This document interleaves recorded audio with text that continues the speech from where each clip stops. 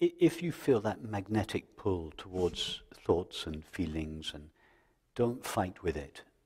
If you fight with that and try and kind of forcibly return the attention to its source in awareness, you're going to set up a conflict between these two, and it's not necessary to, because awareness is actually equally available when your thoughts and feelings are appearing. So if you feel that very strong magnetic pull, let your attention go to the thoughts and feelings. And it's like watching a movie, but being aware of the screen. You're trying to turn off the movie in order to see the screen. You're fighting with your thoughts and feelings. You're resisting the magnetic pull of your thoughts and feelings in order to return to awareness.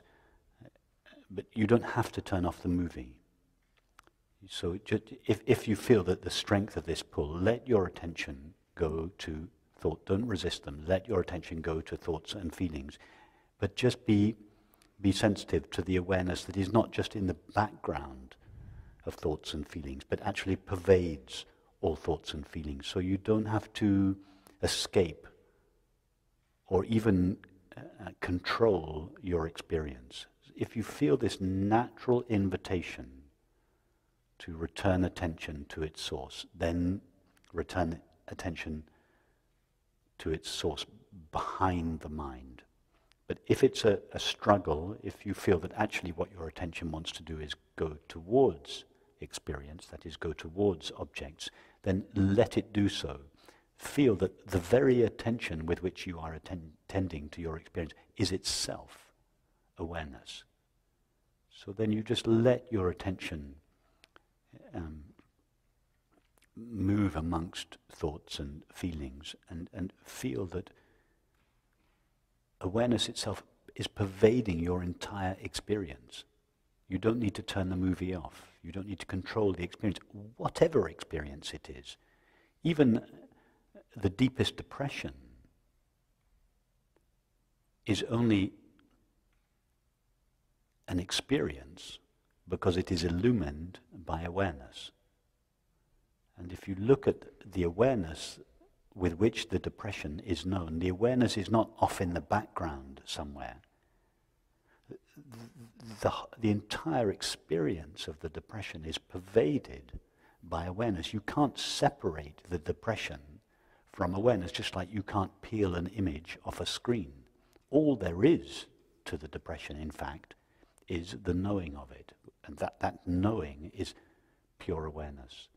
So let your attention go free. Don't discipline your attention. As I say, if you feel a natural invitation to allow the attention to come to rest in its source, as opposed to going towards objects, then that's fine. But if there is this magnetic pull, don't set up a conflict between objects and awareness. Let your attention go wherever it wants, and feel that that attention itself is pure knowing. It is pure consciousness. It is awareness itself. Yeah, thank you. I think that recognition is there, and I guess maybe I just am surprised that some of these, some of it still happens so strongly, and maybe I'm just expecting it not to. And yes. Just let the body-mind be impacted in its own time by this understanding, and don't set up some ideal state of the body-mind. What my body-mind should look like if I was fully aware of my true nature, because then we set up these unrealistic expectations, and then we start feeling a sense of failure, a sense of conflict, a sense of effort, and all of these feelings actually reinforce the separate self. Mm-hmm. So no expectations of the body-mind. Just take it as you find it from moment to moment, and see that the entire experience of the body-mind is at every moment pervaded by awareness.